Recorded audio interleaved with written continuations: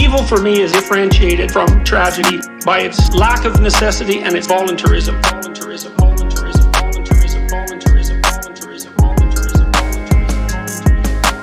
Evil is more pernicious than that which is generated by social inequality.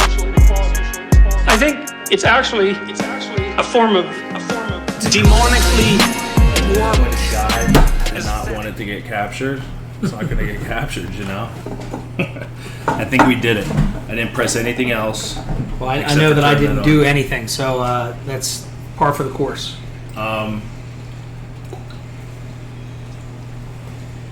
Dude, the thing with work, though, is that since I've done that step in terms of going from the low-level selling to high-tech, huge income change, it took time. Like, it tells a whole nice story. It's not a get-rich-quick thing. It's, you know...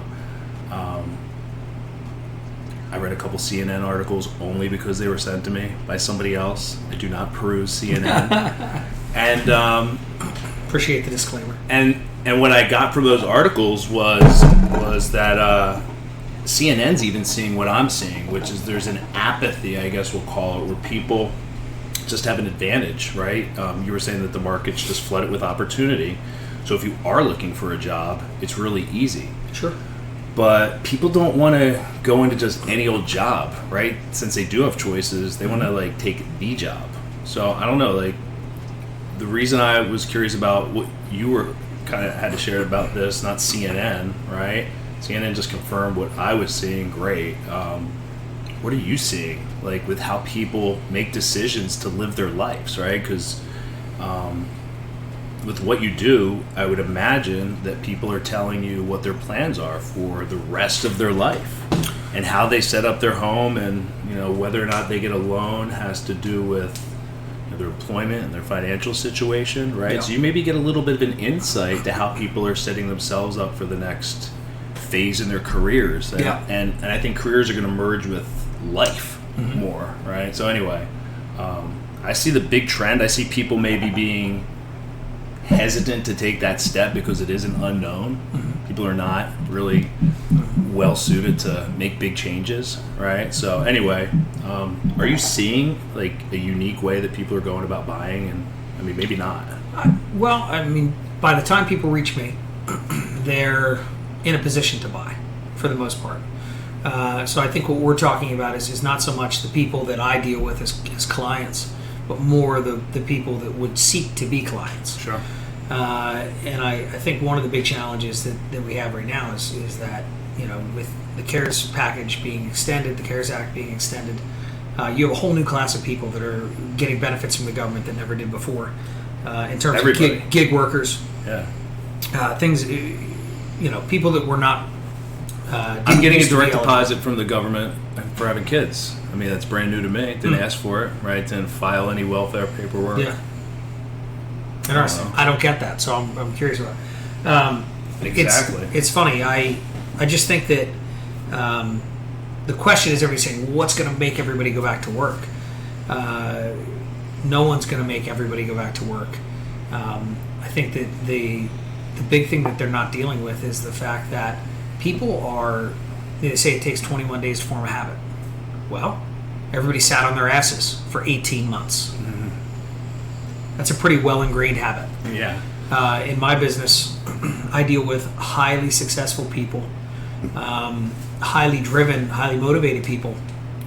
And we still, the number one challenge that we work through on a daily basis with regard to production, lead generation, all of those things that are germane to my business is mindset. And that is, and when I talk about that, I'm talking about the upper, you know, the 1%, certainly the top 5%. We're talking about entrepreneurs. We're talking about people that have accepted long ago that their fate is in their hands and are willing to work in accordance with that manifest destiny that they've set out on.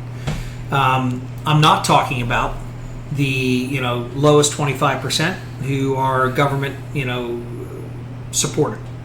I'm certainly not talking about the other interim, you know, of people that do normal jobs and make a normal wage.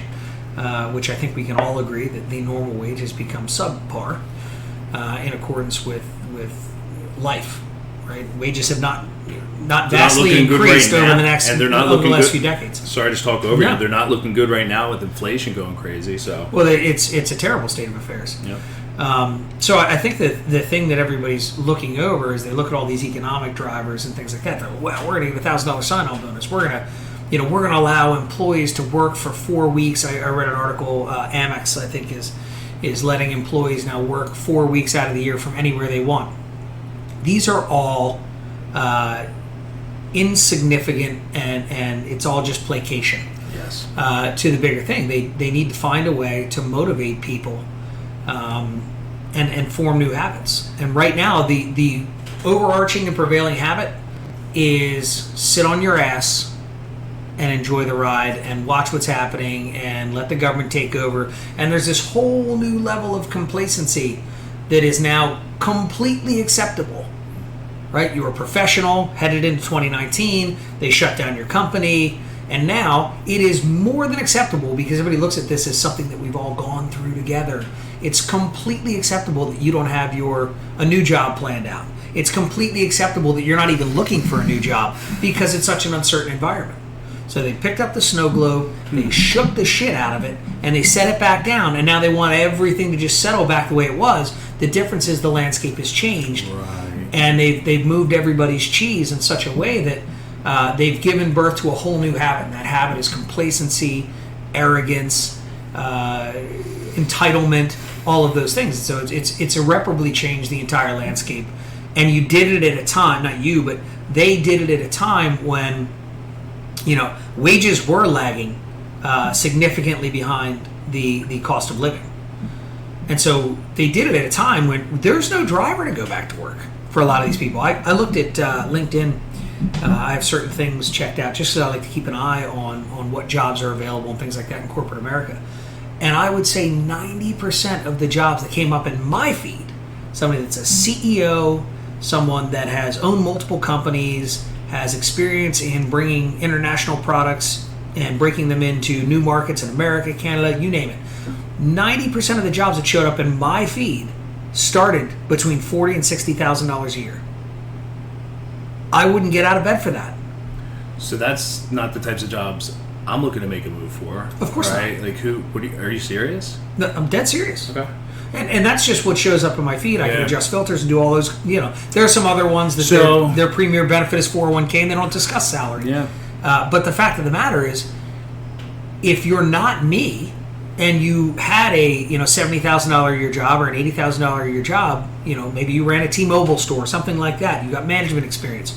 When you look at the landscape that's out there, they're still looking to hire all these $40,000 to $60,000 a year jobs, and you can't support a family on that. Not in Chester County. The median household income in Chester County is about $90,000. So people need to become less complacent, right? And there probably are a lot of people out there who are less complacent. I met one of my neighbors, he's like-minded, right? And I've seen the guy running for the past year, and I've been bored of running every day, for the past year by myself. And one day I finally just said, dude, let's run together, right? Yeah. He's running for local office. Mm-hmm. Dan Willis for East Pikeland, supervisor. And Dan's telling me he sees an opportunity in his network for people to, if they can, start hanging a shingle, right? Like, because like you said, there's a lot of these new businesses forming, right? Even though there's a lot of complacency. I was talking to I'm in the tech world, right? Mm-hmm. So I still see I see this from a talent shortage perspective. We really do have a talent shortage. Like, there's a labor surplus. Sure. But in the tech field, it's like kind of a specialized field for whatever reason, mm-hmm. and there's an opportunity for people who might be an accountant to start offering services to the startup that just formed. Like, maybe there wasn't a lot of startups in Chester County, but now if you look around, there are a few, mm-hmm. right? And maybe they can become a CFO at a startup rather than mid-level manager or mid-level contributor. Sure. Right? What's the path to that? There's not one written in stone. So for the people that aren't complacent, are you talking to anybody who's not complacent? Like, do you have, are you seeing any? Yeah. So like, Sure. What are people doing who aren't complacent? Right. The only people that I hang out with are predominantly entrepreneurs. Right. So this is, while the landscape has changed irreparably in terms of people's mindsets, the top 5%, the entrepreneurs, the go-getters, the people where skill set marries to creativity. Yeah. That's top 5%. Yeah. Right? They have the skills and the creativity to see opportunity. Yes. They're still there. And they're making shit happen. Because that's what they do. Then you have the bottom, low 25%, who are, let's face it, not going to amount to much. I don't mean to be pessimistic or sound elitist, but if you're in that compartment, it's very, very difficult to claw out of that. Some will, but not enough, unfortunately, to become a statistic. You'll be an anomaly. Then you have everybody in the middle that has some measure of skill and some measure of creativity. Often they'll have one or the other, and seldom do they ever converge and propel you into that upper echelon. So, see what you just said again? There's in the middle. There's people who have. There's people that have some measure of skill and some measure of creativity. Right. They're often not found in the same person. Sometimes you're just creative. Sometimes you're just slightly skilled, and you're making a living. Right. Right. You're used to going to work and working for somebody else. You're used to being provided for in terms of I show up and do X, and you provide Y at the end of the week. Some of those people will progress into the top 5%. Some of them will fall out in the lowest 25%. But the vast majority of them just want to be told what to do. And what you're seeing now is that the landscape is you've given them back, not you again, but we've given them back their time. For the last 15 years, we'll say, right? They graduate college, they get their job, they go to work, and the landscape for the last 10 to 20 years has been, you're probably going to work, if you're going to be successful and climb the corporate ladder, you're probably going to work 50 to 70 hours a week. That's just the way it is now. You always have a smartphone on you, and so you don't get your own time. You don't get freedom to live your life. Now, you introduce them to or post-pandemic world where all they have is time. And you're never going to swing that pendulum back because you've reminded them what it's like to be able to do whatever they want to do all day, and so they're not going to go back. The pendulum will not swing all the way back to where people are just willing to go work 70 hours a week for what they used to be willing to work 70 hours a week because they've been reminded that somewhere in there's a life. And so now, if they're going to go back and do the 70 hours a week, they want a lot more money. And that's the balance that's being struck right now. That's why workers are striking. That's all of these things. They want more freedom, they want more time, they want more autonomy, and they want more money. And that's somewhat of a reconciliation of what has been lagging for many decades now. So this is going to be good in that corporations are going to stop being so beholden to shareholders and to realize they're out of business without workers.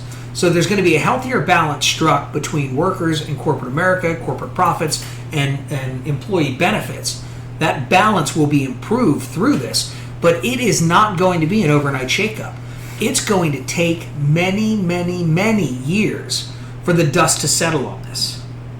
It's coming down in a much, much more challenging environment than just, for instance, you have an isolated company that does something workers don't like. They go on strike. They strike a deal. Everything goes back to normal Monday morning. People get $5 more in their paycheck, and that's what it is. It's not that. You're wrestling against people's perception, people's mentality, and people's habitual way of thinking, which has been completely upended in the last 2 years, where now their habit is complacency and staying at home. And those are tough chains to break. So there's an accountability that comes with working for an authority, right? And there's accountability that comes with working for yourself. They're two different things, right? So now that there's this, and I totally agree with you, right? The grind isn't there, right? Those little spaces it still is for the top 5%. Still is for the people top who it's always been there for. Absolutely. But the other people are, and it's not that they're cheating on work, right? It's that the time I used to spend traveling or socializing during lunch or... Well, they're also recognizing that work has cheated on them for a long, long time. Yeah. deficient wages, taking full advantage of Sure. sending them an email on a Saturday afternoon and expecting them to get right back.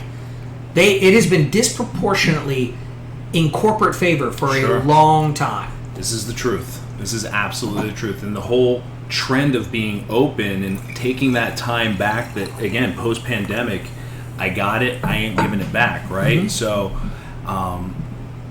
people that aren't spending that time as a go-getter, as a top 5%er, that complacency that we're wrestling with is a mindset, like you said. So I don't know that there's been a better opportunity in time to help people change that mindset, to go from, hey, I'm going to be accountable to an authority, which means at any day that authority could also show up and kind of rip everything away from me, right? So I should be probably pretty obedient, because I've seen them walk in and do that to some people, and I definitely don't want that to be me, right? So that's a mindset, and that'll get you laying low during your free time, right? When I'm not go-getting, or since I'm deciding not to go-get, and I'm in this mindset of all my autonomy, I shouldn't say autonomy, but all my accountability is kind of handed over to this authority. What do I do with my time? I don't know how to use it in an accountable way now that it's mine, right? Time's yours. What do you want to do? I don't know. Nobody's telling me, right? So I'll be complacent, right? And nobody's going to care, like you said, because it's acceptable, right? It's become a malaise. And people actually, they look at it with an empathetic point of view. They're like, oh, it's been really hard for you. I mean, you were disrupted in the middle of your career. Take your time. Really feel it out. And it's the fact of the matter is, it's very easy to steer a ship that's in motion. It's a small adjustment of the wheel. It's incredibly difficult to take a boat that isn't moving forward and to turn it. Yes. You need bow thrusters, for God's sakes. Nobody has bow thrusters, right? It's you need to be. So in people motion. People are afraid of making a change, right? So why would I go get when I don't know how? I'll just be complacent, because my mindset is, if I'm going to go do something different, it's going to be a seemingly insurmountable task, right? I don't think I could go ahead and get that steam engine moving with just the power of myself, right? That's a big move. Yeah, I don't think opportunity creates go-getters. Yeah. I just don't. I don't think people are, complacent, but then they see an opportunity and they're going to jump for it, become a go-getter, and seize the opportunity.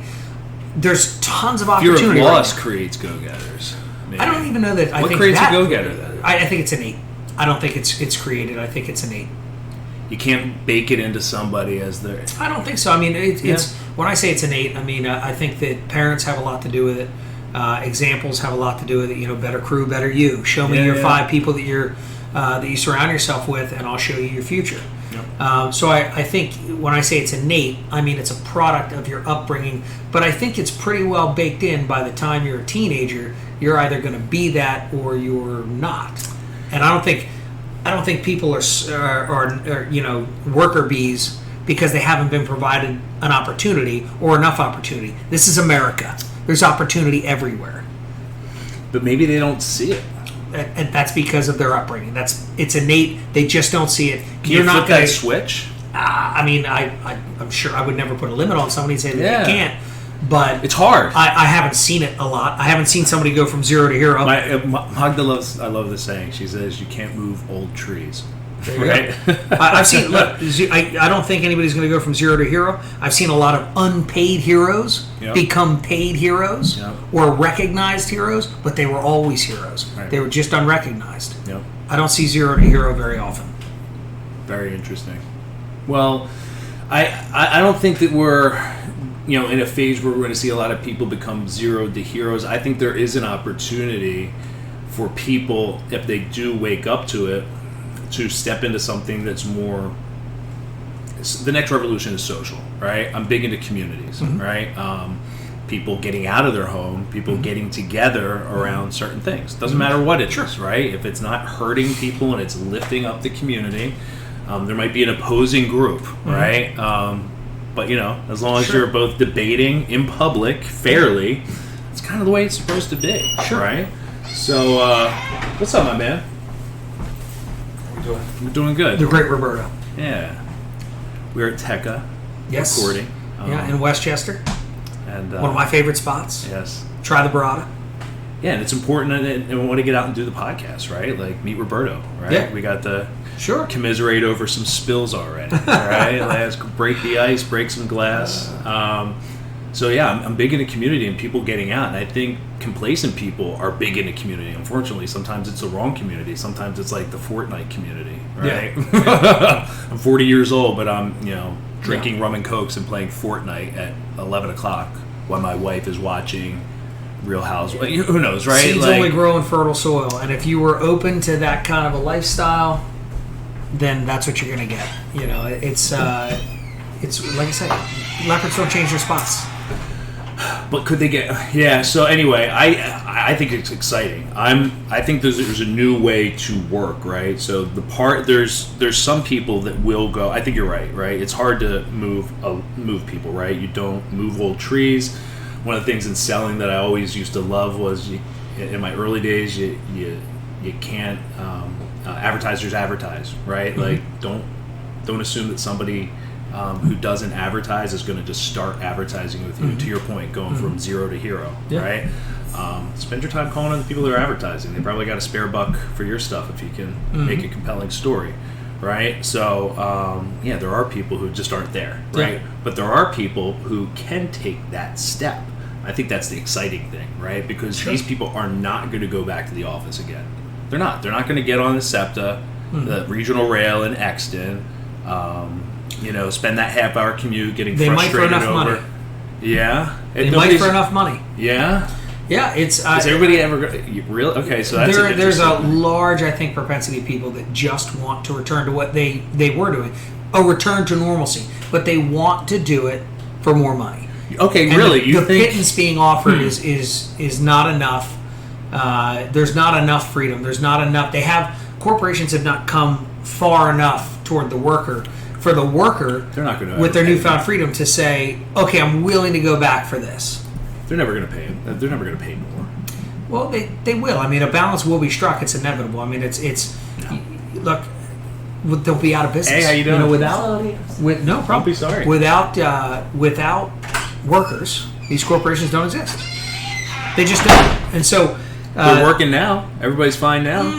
I mean, there's massive supply chain shortages. Everybody wants to blame the longshoremen for not getting the container ships in off of California, but it's not the longshoremen. The longshoremen will work 24 hours a day for the right amount of money.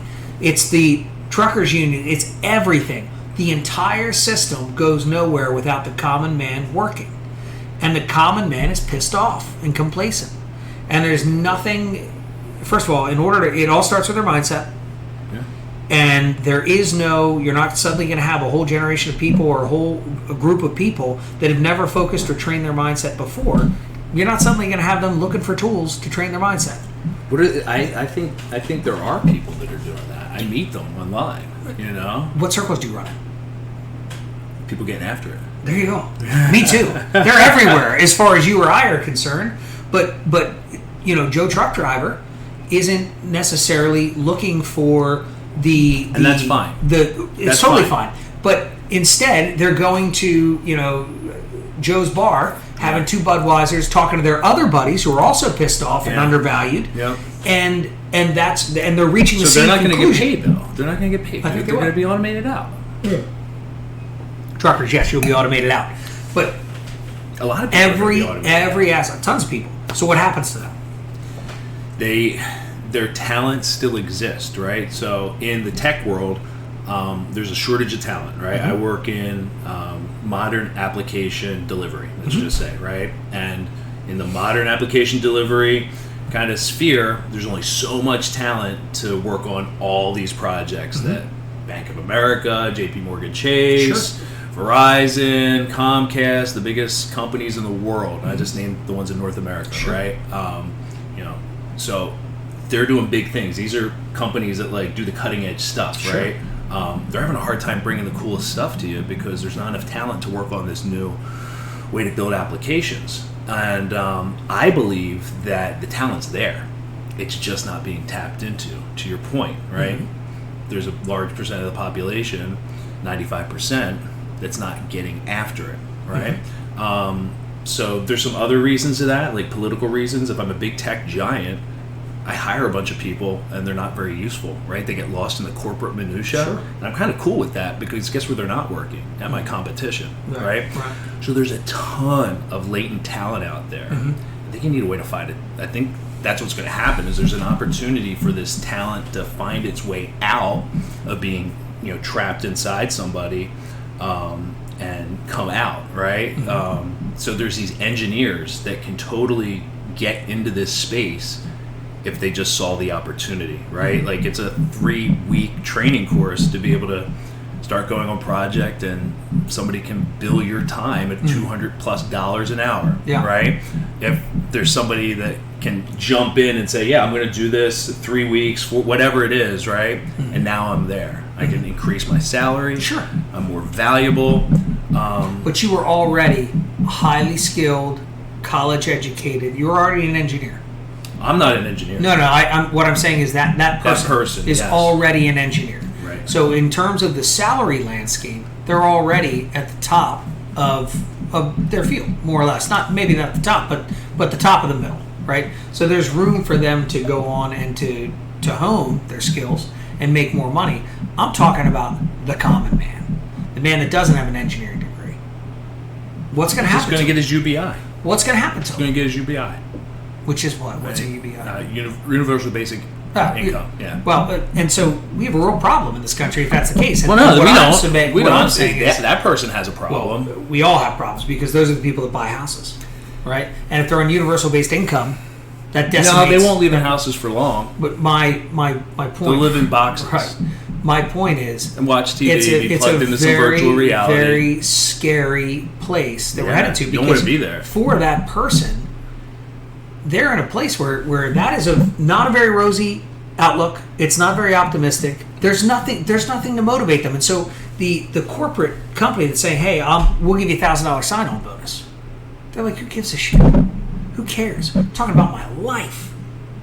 I'm going to go back to work for you because you gave me a $1,000 sign-on bonus and $17 an hour instead of $13 an hour. Like, they're in a place where there is very little hope for a lot of these people that make up the bottom half or the bottom 60% of society, and they see themselves being automated out, and they see the pittance being offered, and that level of disparagement is dangerous. Super dangerous. It's dangerous for them. It's dangerous for all of us. I think that I have a optimistic hope for our culture. I think there are enough people with enough gumption, and I think there's an extraordinary wealth of talent. There's never a shortage of talent, right? Even in the tech world, the talent's there. You just need to tap into it, right? And I think the same thing with what's coming down the pike. And I totally agree. This whole thing with me started was this kind of vision of how things were going to be and how people were going to work post-pandemic. Started about a year ago for me in November or so, where I literally just in the middle of the night had a sense when I woke up just thinking we're going to be split between people who are okay with the UBI, right? The person you described, and they're literally, kind of plugged into the matrix, getting just enough to, I don't know, because it's not good to euthanize people. I guess maybe that's why, right? Because they've been automated out of a job, and hopefully they're artistic, and all these things that people, brighten the kind of utopian side of UBI. I think it's reality. I think you're going to have to help people subsist if they've been automated, right? So it is a reality that UBI is coming, but you don't have to, be in the UBI mindset where that's the only way you make a buck, right? Universal basic income gets paid by who? That'll be the only income, the government, yeah, exactly. Right, but who pays the government? Who funds the government? Well, they print money, dude. Right, but how long is that going to last? As long as they want it to. Until we get our debt called. Right. Right, or until China owns enough of the farmland to shut our lights out. Did you ever hear of blockchain? All the time. Yeah. Well, there's crypto and new economies, microeconomies building. Which these people that are going to be in UBI have absolutely no concept of and no access to. But some people will. But some people. Yeah. So you're going to have elites, and you're going to have everybody else. And there's going to be too much of everybody else for the elites to fund this UBI. It's going to create an insolvent government. We already are. it's going to make massive, massive problems. I mean, it already is. So I think, I have a much more optimistic view where there's going to be this UBI class. Sure, there's going to be your political elite still, right? But there will be people that have found a way to kind of live one foot in the elite world where I still have a job, right? I still have some sort of knowledge-based job, maybe.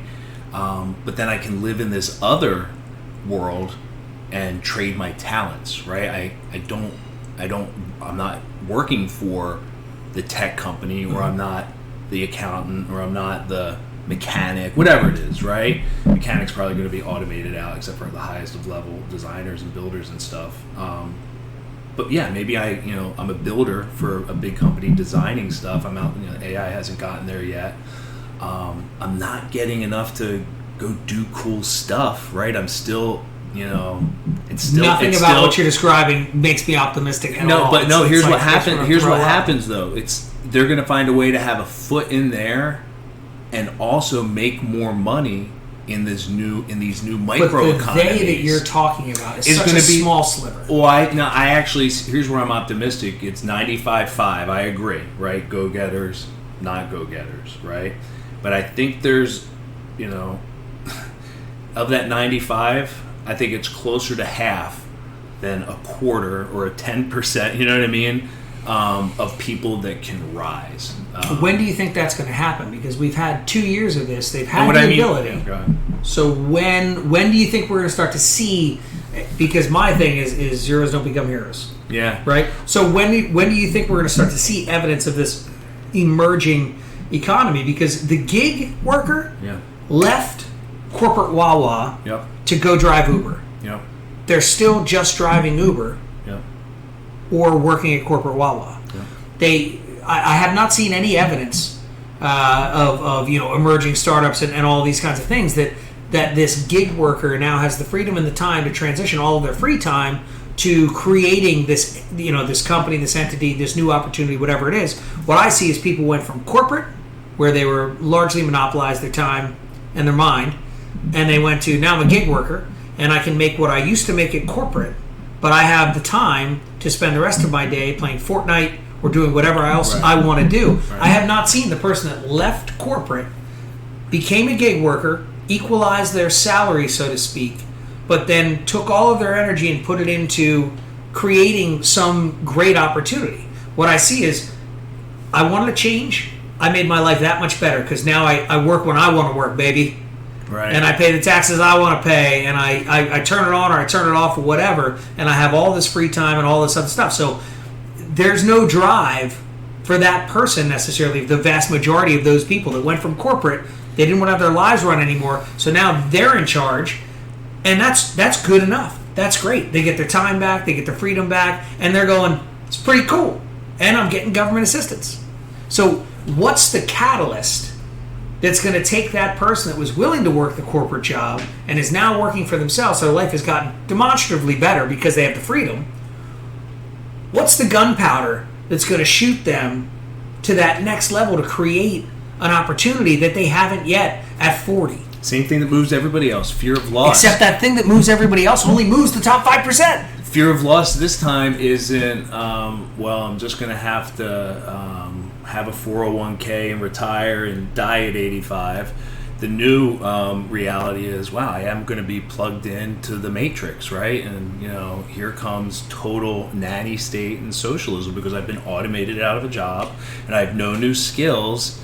And that's actually a bleak enough existence, if they can see it, where they actually might make a step, right? So maybe they weren't maybe they weren't in the 94th percentile, where they're just a nudge, right? Maybe they're in the 78th. Right? I would submit that if they were capable of seeing that for what it is, it wouldn't be happening. Maybe they haven't been shown yet. I mean, how bad does it have to get? We're talking vaccine passports. We're talking them taking blood work so that we can travel internationally, so that we can have epidemiology apps on our phone. I mean, if they haven't seen it yet, they're never going to see it. Well, dude, you're talking about, listen, to reject the vaccine, to see the vaccine passports as just the total encroachment on all liberties that they are. I don't think it is a failure. and I don't think it's a lack of ability. I think it's however long they've been living of ingrained habits of how to see the world that way. So I think people can have their eyes opened up. I don't know what it is, right? If it's not that, right? I mean, but I'm telling you, it's consistency, right? People are consistent. I mean, they have vaccines in them, a lot of people. So what are you going to say? Like, I have bad stuff in me? People want to be consistent to what they've done in the past, right? So it's just hard to even break free from that, right? Sure. And I would submit that people have gotten dumber and dumber and dumber and dumber and allowed more and more government control. The government has controlled more. And so things are headed, if we're looking for some awakening, and your hypothesis is correct that people want to be consistent, we're going like this. We're less likely to have an awakening now than ever before. It's the fear of that existence, the idiocracy, right? I think of the guy from Idiocracy. Yeah. Like, it becomes not a joke, right? Like, do you want to be kicking the balls back? I don't think right? it's a joke at all. Yeah. But once people realize that's not a joke, but to your point, like, when do people figure that out? I mean, we're marching ever closer to the cattle spike. You know, it's getting worse and worse and worse and worse and worse. People are more connected now than ever, and yet they care less. They're less empathetic. They're less genuine. They're less authentic. The substance has gone in the toilet, and the perception has gone way, way, way out of whack for what reality is. Nobody cares about anybody else anymore. Sorry, doomsday. But you have to really find pockets of community to really understand your self-worth to other human beings that aren't your immediate family. Employers have made decades and decades and decades culturally abusing. I mean, people are corporate slaves. So let's talk your team for a little bit, because I love just this, because I know you run your team like a family, right? And I don't think the new corporation is a family. You run it like a community, right? You're a community of people doing real estate business together, lifting each other. So I think family's actually old school. Nobody wants to be part of some other family, right? Like, that's like weak corporate placation. It's like family. People are like. But like, you run it like a community, right? Of entrepreneurs, right? Sure. You're running it like a community of entrepreneurs. So how's the team doing?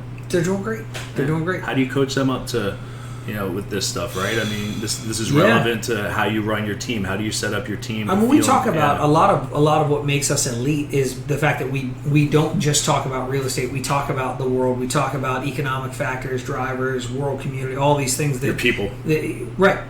But all of those things allow us to make better business decisions and inform our clients and counsel our clients better than most people, because we're not just talking about real estate. We're talking about, well, this happened in the global supply chain. So how's that going to impact real estate prices, and how does that impact what's going to happen in the future and all those things. So we bring a much wider knowledge base to sort of advise on a grander level than most people. But at the core of it, I'm just honest with them about what it is and what it's not. I ran. There was a guy on my team. I wanted to make him a partner, and I'd be happy to put his name on the sign. I'd be honored. He's a great guy. And the whole reason I started the team. Most people start teams so that they can stop selling themselves and make a bunch of money off other people's work. I never wanted to do that. My bread and butter is always going to be my production. I created the team to provide a better opportunity for valuable people that I saw out there that were simply not reaching their potential. And so in looking and assessing these numbers to try to draw him into a partnership and suss all that out,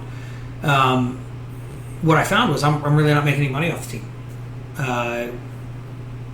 In fact, I'll take a slight loss at it. Now, money's not everything. There's fulfillment, and I benefit from experience and mentorship and all these other things that get brought to the table. So money's not everything, but I thought I was making more money than that off the team. But you're building. Well, it doesn't. It's not really scalable. Okay. Right? If the whole team went away tomorrow, I would get 80% of my time back, and I'd take a 20% pay cut. Right. It's a good deal. It's okay. It's a good deal. If they stay, I'm happy to have them. I love all of them. I want to help all of them get to their next level. I want to help them see this for what it is. But in running those numbers, two things were illuminated. One, I did exactly what I set out to do. I created a great opportunity for these people, and I did not make a ton of money off of their efforts. In fact, I might lose a little money for the experience. And I put in a ton of time.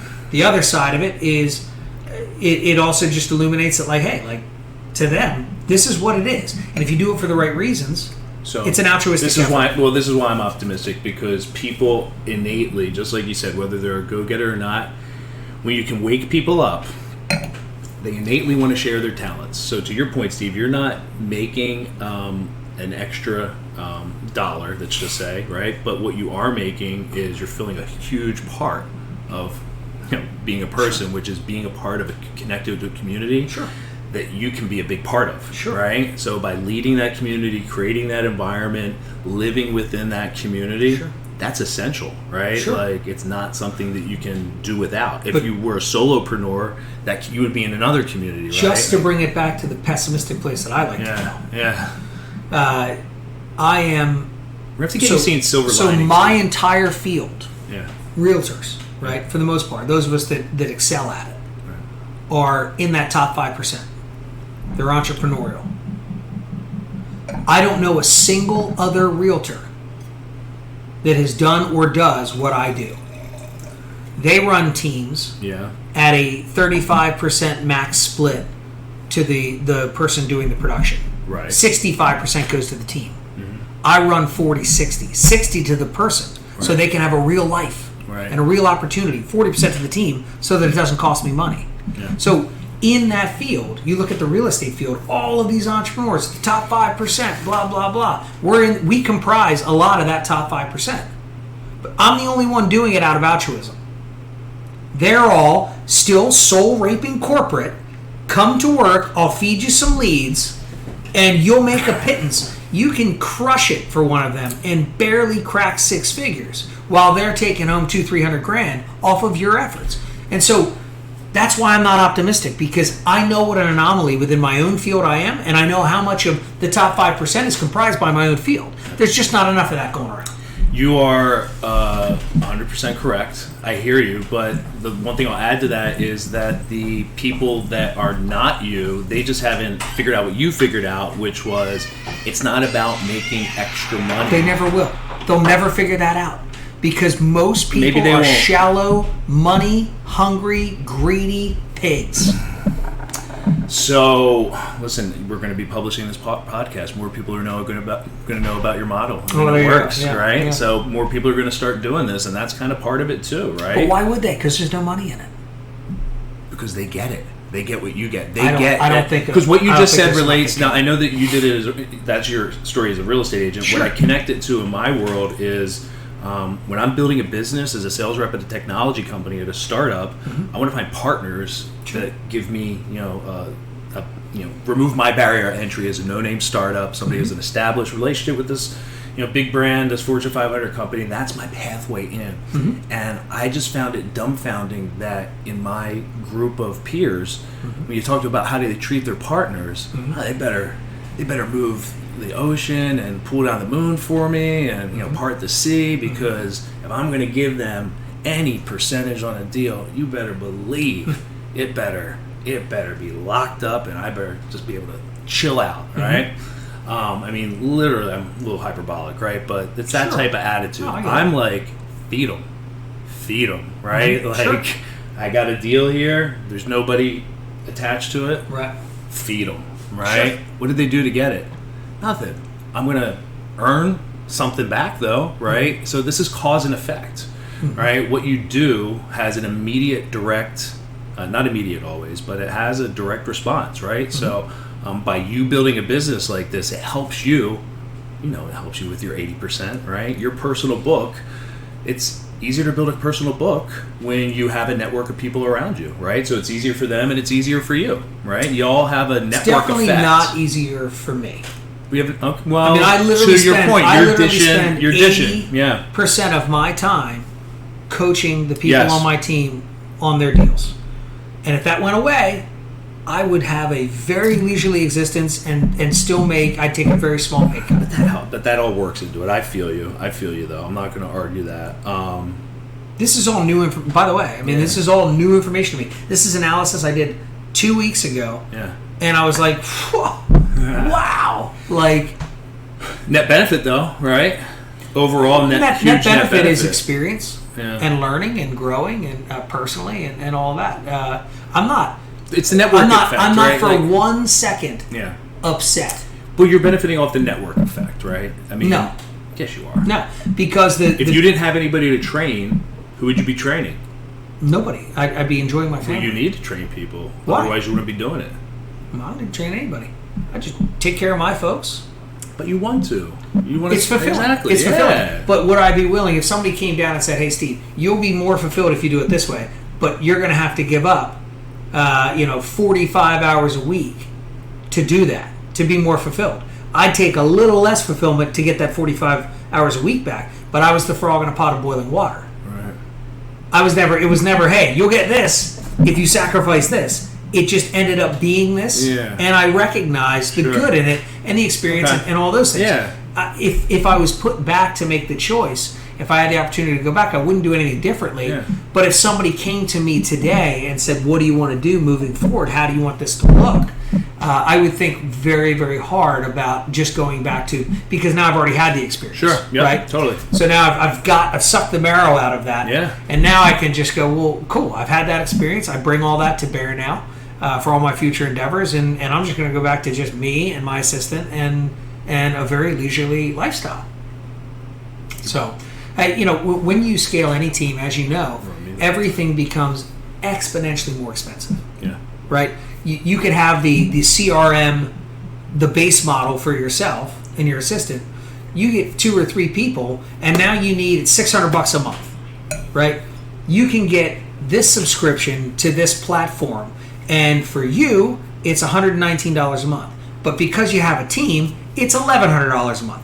Everything multiplies exponentially, eats away at your profit margin, and it becomes unscalable because you can add more great agents, but the What if you had overhead just What if you had a consistently goes up. developer on your team? It wouldn't do me any good. No. Wouldn't do me any good. Couldn't put them into practical use. No. Such it would pay their salary. Maybe not today, but that's where the world's going, right? Where a real estate team, I think, will look, and maybe you don't hire them, but maybe you know somebody that helps you with Sure. your open source platform, right? Maybe whatever you're paying for, $119 per person per month, I don't know what it is, right? Who wants to pay anything to some vendor for something people don't use a lot? That's just, pick up the phone and make it happen, right? But it's one of those things, you got to have it.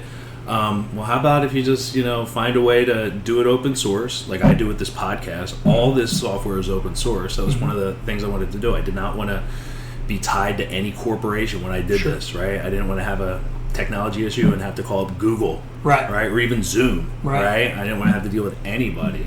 If something broke, it was on me. And as you saw, getting set up, I have to figure it out, right? So, I mean, I think there's this thing called the network effect that you're definitely benefiting from by working with the team. I think that you've recognized something really good in that, there's a better way to spend your time so that it's not such a, the balance is a little bit different, Sure. right? These are all good things, but the network effect is something you're definitely benefiting from, and that's what everybody wants to get involved in. When I talk about these communities that people want to get into, these people that are not in the 90 to 94 who are just a nudge over to getting the 5%, that 59 to 94, right? If they can get in the right community, remember how I keep saying they didn't see it, right? They didn't see it. If they get into that community, even if it was kind of dragging their feet, just saying, I don't want to be idiocracy, kicking the balls guy, right? They get in there and they see it, right? And they go, you know what? I hope you're right. Holy crap, a screw up like me sitting across the table, because I know that guy. He's a screw up like me. I didn't know this is what, he was up to. I sit down with my I'm financial advisor. We're going to have to get you to see Silver Linings. My Go ahead. financial advisor sat us down, my wife and I, and was like, so let me get this straight. 5 years ago, it was 2014, 15. He said, so at the time it was 5 years ago, now it's 6 or 7 years ago. He said, you were in Wilmington, North Carolina, playing music and tending bar. And now, at the time it was 5 years into the future, it was 2020. And he's like, and now you're here running a real estate team making X. and he just kind of sits back and laughs, and it can go. You can do that when you go from when you get into the right opportunity, and I think that's what you're talking about, is taking somebody into the right opportunity or the right circle where they suddenly see that they can make this happen. But that happened because of 15 years of owning a printing company, bringing products over from overseas and selling them all over the country. Like, it's like people compound talk about interest. There you go. People talk about musicians as well. That person was an overnight success. Yeah. Okay. Just because you just heard about them and their first major label album came out doesn't mean they're an overnight success. They've been playing in bars for 25 years. Chris Stapleton hit the mainstream when he was 40. Yeah.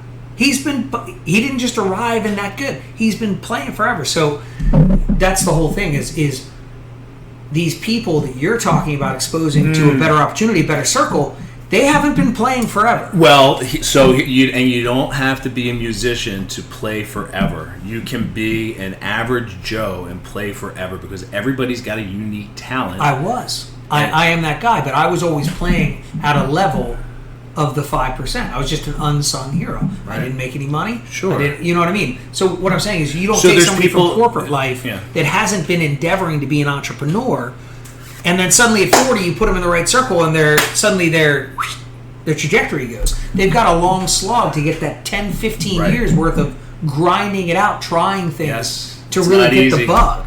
But if they get in that community and they see that, yes, it is a long slog and it does take a lot of time and it takes a lot of sacrifice and I'm going to actually have to get outside of myself, right, and be selfless, right, have the world tell me, you know, what it thinks of, not how it's judging me, right, but, stop being so anxious about what's my authority think, am I going to get fired, and start thinking, living open. So they need to start playing. They stopped playing. Hopefully they played through school and, all this came crashing down when they got into the work world. But I think it actually gets squashed out of people in school, right? So, yeah, you're right. You have a long slog to get through what it takes to remove those bad mental habits and that mindset. But if you get those communities set up, that's my silver lining. It's all about community. And in 10 to 15 years... It's going to take a while. You might have something. Yeah, it's not going to be overnight. But a lot of these people are in their 40s and 50s. So they'll be 65. It's the 20s and 30s. So, yeah, it's really the... So I'm into this thing called Web3 and only as a voyeur, right? Mm-hmm. It's something 20-year-olds do. And what they're doing while they're living... So there's a subset, and it's the 5%ers, right? Mm-hmm. They're 20-year-olds and they're not playing Fortnite in their spare time. Mm-hmm. And we know 20-year-olds have a lot of spare time, right? Sure. They're not drinking, right? They're not going to drinking parties. These are people who see an opportunity in community. So they build these digital communities and they're based around cryptocurrency. Sure. And it's based around crowdsourcing and open source and building actual projects together. Hold on. And it's by the hundreds and thousands, and there's not just a few of these communities, right? And it's called Web3, and these people are building a new internet, basically, and a new way to trade with blockchain and decentralized technology. So they're the real engine back there, but right? They're not the ones we've been talking about. They haven't been in the workforce long enough to be complacent or to be disgruntled. I'm talking about the people that over 30 that have spent 5, 6, 10 years in this corporate environment. They're going to make a decision. Those are the people we're looking at 30 to 65 who are, there's going to be a lot of dead loss. And I'm saying it's not going to be 95%. The kids that are in their 20s, they have the world at the short and curlies. They'll figure it out. They know they've got to go into programming, engineering, whatever. Yeah. They will evolve. They have the opportunity to do it. But people over 30... No, hold on. But people over 30 are the people that raise these people. If you let your kids get into digital and all these communities, they'll get into Fortnite communities. They'll get into sick communities, right? Mean, my kids are 2.5 and 4. So I don't know shit about I'm starting to see it. Fortnite or digital communities. And I'm starting to see it's very easy. My son's into it, right? He's 7.5, and he wants to get into these digital communities. We're very restrictive of his use of technology. Though he's not an infant, Hello, how are you? Don't be sorry about it. I thought maybe you were talking and I went. No, well, we are. No, but I mean, Oh, live. there you go. Yeah. It's recording, Yeah. but you know, Sorry. we'll get a consent the kids are form. going to be fine. The under 30s are going to be fine. I'm talking The about people that 30 to 60 we're raising are really those people screwed. are raising those people, right? So I see it in my kids, and if I don't put him on the right path, somebody's Sure. going to show them, right? So I guess part of the optimism isn't for us old fogies to change the world, but it's to capture as many of that 59 to 95 as we can, so their kids get shown, hey, build a Web3 community and like learn how to, you know, help people rather than, you know, maybe make a living off it, right? Because this is your talent, right? You're getting You paid gotta in make that a community, living. right? You know what I mean? These web communities are picks on crypto, so you can actually track what you do. And in web development, and they have these crypto communities in web development where a web developer can go into the community, and a guy like you and me, who's a business owner, can say, hey, I need somebody to hack together this thing. I run a real estate business, and I want to get off this platform. I found an open source alternative, but all the people I've talked to and I see online said it's going to take 100 hours of an engineer to customize it for your team of 10, Yeah. right? But once you get that done, you're free from subscriptions, right? Mm-hmm. You have to have this guy come in for $500 a year to keep it maintained, right? Right. Or learn it yourself, Mm-hmm. right? That's the new way of doing it. And how does that guy get paid? He just swoops in, does it, and you pay him with crypto, right? Mm-hmm. Now that's the new way economy. That's a new economy. You just take a piece of that guy's. That's something that exists today. You get excited Mm-hmm. Sure. about this because you tapped into something. Sure. That's just something that exists today. In this new economy that's emerging, developers, the way they do things is they'll pick up that project, right? And what they'll do, you don't have to meet them. You don't have to interview anybody. You don't have to search your network. Who is it? You just put it out there. We've done the same thing with graphic design for a long time. So it's like a gigger thing. Sure. Yeah, so it's happening in technology too, but now it's connected to crypto where you can go ahead and the developer will pick it up. He'll never meet you or anything. He'll finish the project. He'll commit it to the Git repository, not to get too geeky, but that's just a way to track, the code. And long story short, they own that project and it has a value attached to it in crypto, and you trade it right there on the platform. So you get global reach, not local reach, right? And it's not the gig economy where you're negotiating with every individual person. You're putting a bounty out there. Sure. And see if somebody picks up that It's bounty and lending knocks trade. it down. That's it. Okay. You put you advertise, this is what I'm looking for, and then they cut. It's just like Expedia. I need to go from here to here. What are the flights? So that's Web 2. What does it cost? That's You know Web what I mean? 2. Okay. That's Web 2 because people are paying to be there. There's algorithms forcing them there, right? Conceptually. Web 3. Conceptually. Web 3 is broken from all that force, right? So, and you're going to get right to the talent, right? Yeah. Like there's a pool of talent looking to do that, and it's global, and they'll do big things, right? It's not just the project person here. You know what I mean? I mean, I think that's the opportunity that's opening up. Are these people do it in Fortnite now, right? People can build different masks and skins for their I have characters. no idea about. But any then of they that can stuff. charge it, right? You can upload that onto Fortnite, and it's now cataloged, and people can buy that, right? And now I'm making a penny or $1. I don't know, right? But that's kind of the things that are happening in Fortnite. So kids are already learning how to make, or somebody can put a bounty out, hey, I'm playing Fortnite, and we're all playing together. I'm going to do this. Why don't you guys do this grunt work for me? I'll pay you to do it. Right, and we'll all beat this together, but I'm going to put you in charge of me, right? So people are already trading like that in these small web economies, but they're the 20 to 30-year-olds. So we need to create more of them, get them out of Fortnite, and doing it to buy more rum. Yeah, making money to buy more rum. We need 20 to 30-year-olds that are out, drinking in bars and getting laid like the old days, and not sitting around playing Fortnite and. I don't know how much Sooner or difference later, there is our arms are to. going to shrivel up, and you just have thumbs, and it's scary. I can't. We need to socialize in community and procreate. That's for sure. I'm not sure we need to send them back to the bar doing that type of thing, but we need to get them. We need to get people together, and we need to start building each other up. I'm big in community. I don't know. I'm trying to see where the reason I got with you today is I'm trying to see what the temperature is, right? And you're telling me with your circle, there's a ton of people still getting after it, and they're probably doing really good because there's a ton of opportunity Sure. with all that shaking going on. how do you want to end this, man? You got anything else to share that? Well, I mean, I think you said it, man. You want to take the temperature. I would say my temperature is that things are going to continue to be good for those that they've always been good for. Not because it's elite or anything like it, but because we just do the work. So I don't see any major shakeups on the top 5% horizon. I'm afraid for people that have jobs that turn wrenches in this country and drive trucks and do those things. Real people that matter. To me, I think they've been taken advantage of for a long, long time, and I only see that getting worse. And so my temperature, for me personally, I feel fine.